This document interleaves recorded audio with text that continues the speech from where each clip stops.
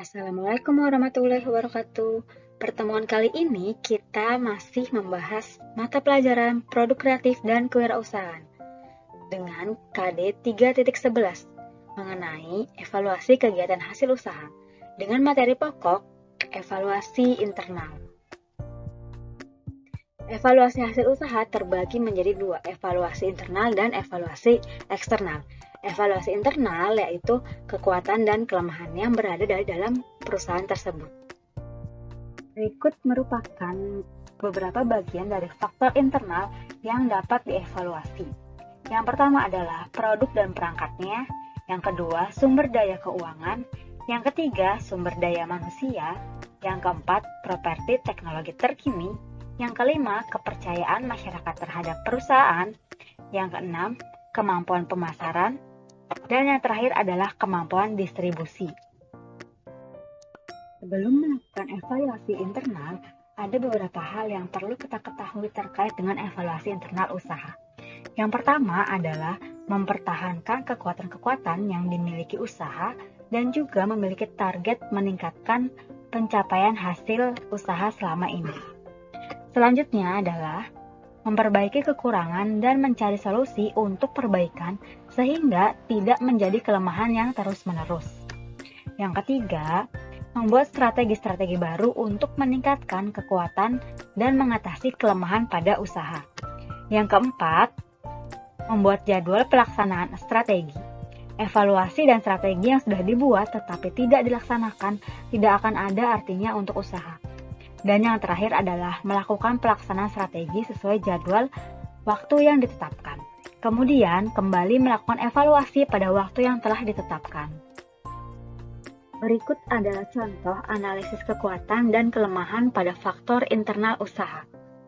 Analisis faktor internal ini dibuat pada contoh seperti usaha yang pernah dibahas sebelumnya, yaitu toko lampu hias online. Evaluasi akan dilakukan pada aspek pasar, teknis, dan finansial dalam usaha. Yang pertama adalah analisis kekuatan.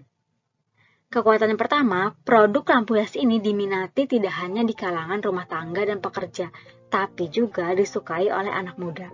Maka, strategi mempertahankan dan meningkatkan kekuatannya adalah dengan membuat produk dengan desain anak muda dan juga mulai menggarap pasar anak muda.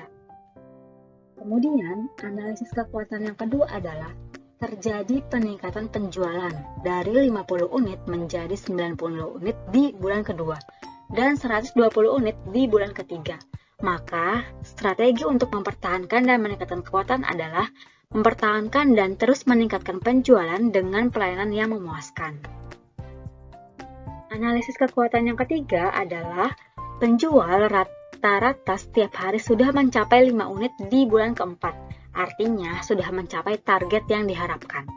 Maka strateginya adalah terus meningkatkan penjualan dengan promosi dan juga menambah reseller serta dropshipper potensial.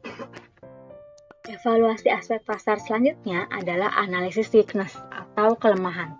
Yang pertama, sulit untuk memenuhi permintaan pasar yang menuntut corak model baru setiap minggunya. Kemudian, keterbatasan ide desain karena masih dikerjakan sendiri. Maka, strategi untuk mengatasi kelemahan tersebut adalah mencari desainer lampu dari kalangan anak muda secara freelance. Analisis kelemahan selanjutnya adalah seringnya mendapat komplain tentang pelayanan admin penjualan yang responnya kurang cepat. Maka, strateginya adalah mencari tahu penyebab dan solusi agar admin dapat cepat menjawab pertanyaan konsumen. Selanjutnya, belum dapat melayani pesanan dalam jumlah besar dan dalam waktu singkat untuk kalangan perkantoran. Maka strategi untuk mengatasi kelemahan tersebut adalah untuk sementara harus mempersiapkan seluruh aspek usaha untuk melayani pesanan dalam jumlah yang besar. Evaluasi berikutnya adalah evaluasi aspek teknis. Analisis kekuatannya, foto produk yang terpajang di toko online sangat menarik, jelas dan terpampang dari berbagai sisi. Maka, strategi mempertahankan dan meningkatkan kualitas kekuatan adalah membuat foto baru dengan tampilan yang berbeda, tapi tetap bagus agar produk terlihat fresh. Jadi, jika analisis kekuatan menggunakan strategi mempertahankan dan meningkatkan kekuatan, maka analisis weakness adalah strateginya untuk mengatasi kelemahan tersebut. Selanjutnya, deskripsi produk sudah cukup jelas, mulai dari bahan, warna, dan ukuran. Maka, strateginya adalah mempertahankan dan terus meningkatkan toko dengan deskripsi yang jelas dan foto yang tidak berbeda seperti aslinya. Selanjutnya, jaringan internet yang digunakan cukup baik dan lancar. Maka, strateginya adalah tetap berlangganan selama jaringan lancar. Yang terakhir, selama ini stok barang selalu tersedia dan jarang kosong. Itu merupakan bagian dari kekuatan perusahaan. Maka strateginya adalah tetap mempertahankan ketersediaan stok barang. Kemudian, analisis kelemahan pada evaluasi aspek teknis yang pertama, terkadang pengiriman jasa paket terlambat dan dikeluhkan oleh pembeli. Maka strategi untuk mengatasi kelemahan tersebut adalah memberi informasi kepada pembeli tentang cara mengecek keberadaan pengantaran barang secara online. Selanjutnya, tidak memiliki banyak pilihan rekanan jasa pengiriman. Maka strateginya adalah mencari rekanan jasa pengiriman lainnya agar pembeli mendapat banyak pilihan jasa pengiriman yang dapat digunakan. Kemudian, kita beralih ke evaluasi aspek finansial dengan menggunakan analisis kekuatan dan analisis kelemahan. Yang pertama adalah kekuatan, dalam waktu 2 bulan berjalan sudah dapat membayar biaya operasional secara penuh. Maka strateginya adalah hasil di bulan ketiga diharapkan dapat dipertahankan bahkan ditingkatkan. Selanjutnya kekuatannya, dalam waktu 3 bulan berjalan sudah mulai mendapat keuntungan walaupun belum sesuai dengan yang ditargetkan. Dan di bulan keempat dengan penjualan sudah mencapai 5 buah per hari, maka keuntungan seperti yang ditargetkan sudah dapat diraih. Maka strateginya adalah di bulan keempat promosi dapat ditingkatkan menggunakan Instagram dan program iklan paket 300.000 per bulan agar dapat meningkatkan jumlah pembelian. Selanjutnya kita beralih ke analisis kelemahan. Kelemahan dari finansial adalah belum bisa cepat mendapat pelanggan karena usahanya baru. Jadi, biaya operasionalnya baru bisa dibayar penuh pada bulan kedua. Maka strateginya adalah melakukan evaluasi cara promosi dan mencoba cara promosi baru yang biayanya lebih terjangkau. Kelemahan selanjutnya adalah belum bisa membayar desainer interior tambahan secara tetap karena pendapatan usaha belum melebihi target. Maka, strateginya adalah untuk sementara waktu menggunakan jasa desainer untuk setiap desain saja, sampai pendapatan usaha mencukupi untuk membayar desainer khusus dan tetap. Selanjutnya, kelemahan dari usaha lampu hias ini adalah produksi masih terbatas, karena minimnya modal usaha yang dimiliki. Maka strateginya adalah secara bertahap mengumpulkan modal untuk memperbesar skala produksi. Tahap evaluasi selanjutnya adalah melakukan evaluasi eksternal dengan menggunakan analisis peluang dan analisis ancaman. Faktor eksternal adalah semua faktor yang berasal dari luar perusahaan, ancaman dan peluang yang berpengaruh terhadap performa perusahaan tersebut. Adapun beberapa hal yang merupakan bagian dari faktor eksternal adalah sebagai berikut. Yang pertama adalah tren bisnis.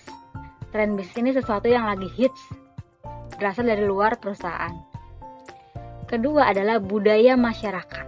Yang pastinya budaya masyarakat ini di luar dari perusahaan.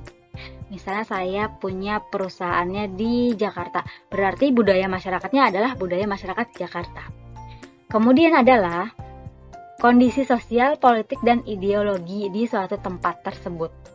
Kalau tadi contoh Jakarta berarti adalah kondisi sosial, politik, dan ideologi yang ada di Jakarta.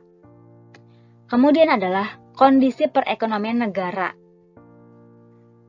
Ini bisa mengancam juga karena seperti yang kita tahu ya pandemi ini perekonomian kita agak terpuruk ya. Nah, kondisi ekonomi yang terpuruk ini bisa mengancam perusahaan kita. Selanjutnya adalah peraturan dan kebijakan pemerintah. Seperti pada contoh yang sebelumnya, pada kasus 7-Eleven, maka peraturan dan kebijakan pemerintah bisa membuat usaha kita bangkrut atau tutup. Selanjutnya adalah perkembangan teknologi. Dari yang usahanya offline berubah ke online. Kalau kita tidak mengikuti perkembangan teknologi, maka kita akan tertinggal. Berikut adalah contoh analisis kinerja perusahaan ditinjau dari faktor eksternal, yaitu peluang dan ancaman. Yang pertama adalah evaluasi aspek pasar. Analisis peluangnya, dengan adanya revolusi industri, konektivitas akan lebih mudah, sehingga akan membuka peluang mendapatkan pelanggan yang lebih luas. Maka strategi menangkap peluangnya adalah terus perluas sasaran pelanggan dengan strategi SEO untuk toko online kita. SEO ini adalah misalnya kalau di marketplace atau di Google itu kata kunci, diperluas kata kuncinya lagi. Misalnya saya nih di Shopee jualan lampu hias sesuai dengan contohnya. Nah, maka kata kuncinya ditambah. Misalnya tadinya cuma lampu hias, tapi ditambahin hias apa gitu, atau lampu hias murah kayak gitu. Nanti akan muncul produk-produk punya kita dengan kata kunci tersebut. Analisis peluang selanjutnya adalah akan ada perubahan pola pikir konsumen dan kebiasaan dalam berbelanja, yaitu dari konvensional ke online, dan hal ini berpeluang meningkatkan penjualan lampu hias online. Maka strategi menangkap peluangnya adalah pelajari karakter calon konsumen lampu hias dan lakukan pendekatan promosi sesuai dengan pola pikir mereka. Nah, gini biasanya kalau di toko online kita kan tertarik banget ya sama harga yang lebih murah dan diskon-diskon ya, voucher-voucher.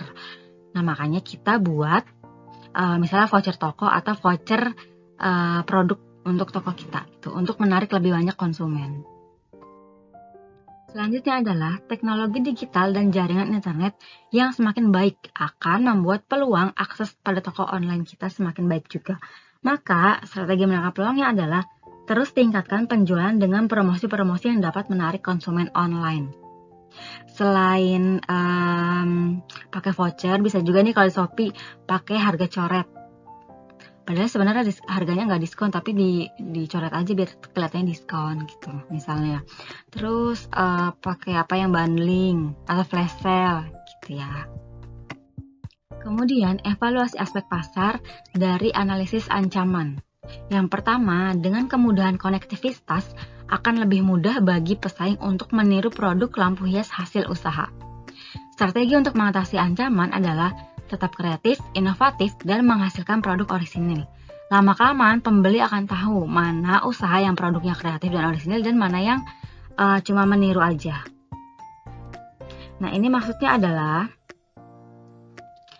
karena online itu kan transparan banget ya, kelihatan kita kalau promosi juga kelihatan sama si pesaing kita. Jadi pesaing itu gampang banget melihat produknya toko A ini lampunya kayak gitu, motifnya begitu. Dia warnanya warna-warna pastel misalnya ya. Atau dia ada yang promosi giveaway. Nah, itu semuanya bisa ditiru sama pesaing kita karena terlihat sama mereka. Analisis ancaman selanjutnya, persaingan harga dengan pesaing-pesaing yang memproduksi produk sejenis akan semakin ketat. Maka strateginya adalah persaingan harga akan berbeda dan dapat memenangkan persaingan jika produknya unik dan menarik. Udah jadi rahasia umum ya. Kalau harga-harga nih misalnya di Shopee, harganya kan murah-murah banget ya. Apalagi biasanya nih saya jualan lampu hias. Nah, saya pasti akan lihat tuh, ngecek dulu rata-rata harga lampu hias di Shopee itu berapa sih? Nah, kalau bisa kita kan pakai harga yang lebih murah dibanding pesaing-pesaing kita. Biar apa? Biar lebih tertarik konsumennya. Tapi kalau dikasih harga lebih murah, pasti untung kita juga tipis. Ya mungkin bisa aja untungnya cuma 1.000, 2.000 atau 5.000 sedikit ya. Strateginya, meskipun harganya nggak beda jauh misalnya ya, tapi produk kita tetap harus lebih unik dan lebih menarik gitu. Cuma balik lagi, biasanya kalau online kita akan lebih tertarik sama harga yang lebih murah sih ya. Analisis ancaman selanjutnya adalah reputasi usaha akan cepat menyebar jika melakukan kelalaian serta mendapat review kurang baik dari pelanggan. Di sini kalau misalnya toko online kita membuat kesalahan, entah itu responnya lama, atau barang yang dikirim salah, nggak sesuai, atau misalnya produknya ada yang cacat, atau kemasannya kurang baik, itu pasti akan cepat banget menyebar dari reviewnya konsumen kita. Nah, maka strategi yang digunakan adalah sejak dini kita harus membangun reputasi yang baik dan meminimalisasi kesalahan dalam pelayanan. Dalam evaluasi aspek teknis, analisis peluangnya adalah dengan adanya revolusi industri, konektivitas akan lebih mudah sehingga akan memudahkan teknis operasional toko online. Maka, strategi untuk menangkap peluangnya adalah lakukan update secara berkala tentang kemajuan-kemajuan teknologi yang baru sehingga usaha kita dapat terus berkembang dengan memanfaatkan teknologi tersebut. Misalnya nih, tadinya jualan cuma di IG aja, lalu ada TikTok, ya udah kita ikut belajar TikToknya biar bisa ikutan jualan di TikTok. Analisis peluang selanjutnya, perkembangan teknologi digital melahirkan aplikasi-aplikasi digital yang dapat membantu teknis usaha, mulai dari persediaan, keuangan, administrasi, dan lainnya. Maka, strateginya adalah gunakan aplikasi-aplikasi digital yang bermanfaat dan dibutuhkan usaha agar lebih maju dan efisien. Ini untuk administrasi ya, untuk keuangan. Kan udah banyak nih aplikasi-aplikasi di Play Store itu untuk membuat laporan keuangan atau cuma tinggal masukin aja nih pengeluarannya apa aja gitu. Analisis selanjutnya adalah perkembangan teknologi memungkinkan untuk memiliki satu toko, tetapi dapat menjual dengan cara yang lebih luas, yaitu dengan melibatkan penggunaan media online lainnya. Maka strateginya adalah lakukan update secara berkala tentang ilmu dan wawasan terkait dengan pengembangan toko online di segala lini penjualan. Nah, ini hampir mirip dengan contoh yang tadi pertama ya, yang awalnya hanya jualan di IG, lalu ada TikTok, belajar TikTok juga, dan akhirnya jualan di TikTok juga. Analisis ancaman dalam evaluasi aspek teknis, yaitu dengan kemudahan konektivitas akan beresiko terkena ancaman hacker di dunia maya. Maka strategi untuk mengatasi ancaman tersebut adalah mencari jasa sistem keamanan yang aman dan terpercaya. Selanjutnya, pembobolan data secara online juga akan memungkinkan di era digital ini. Maka strateginya adalah gunakan tenaga programmer yang handal. Selanjutnya, ancamannya, penggunaan pembayaran melalui online juga memiliki resiko jika tidak memiliki sistem pengamanan yang baik. Nah, maka strateginya adalah pelajari hal ini secara terperinci sehingga paham seluk-beluk pembayaran online. Selanjutnya, evaluasi aspek finansial. Dengan adanya revolusi industri, konektivitas akan semakin murah dengan jangkauan penjualan yang lebih luas. Maka strategi menangkap peluang adalah terus perluas jangkauan penjualan dengan biaya yang tetap, efisien, sehingga lebih menguntungkan usaha kita. Analisis peluang selanjutnya adalah seiring dengan perubahan pola pikir konsumen yang menyukai belanja online, tidak perlu mengembangkan usaha dalam bentuk toko konvensional di masa yang akan datang, demi menghemat pengeluaran modal usaha. Maka strateginya adalah terus fokus pada penjualan online karena akan lebih menguntungkan, terutama pada penggunaan modal usaha yang cenderung lebih sedikit. Dari sisi modalnya berarti toko online ini lebih sedikit ya mengeluarkan biayanya.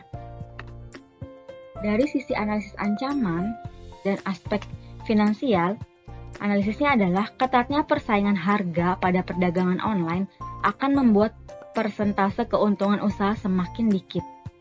Maka, strategi untuk mengatasi ancaman tersebut adalah tetap kreatif, inovatif, dan menghasilkan produk yang orisinil, biar harga jual produk kita tetap stabil. Tapi memang agak sedikit sulit ya kalau kita jualan di online, karena kan konsumen kita tuh tahu harga dari toko A, toko B, toko C. Mereka bisa langsung membandingkan produk yang kita jual. Analisa ancaman selanjutnya adalah kebijakan biaya penerbangan yang meningkat membuat tarif jasa pengiriman naik. Maka, strategi untuk mengatasi ancaman tersebut adalah, jika hal ini bersifat sementara, tetap bertahan dahulu sampai kondisi stabil. Lambat laun, konsumen akan terbiasa dengan harga pengiriman yang baru, apalagi jika produknya menarik minat pembeli.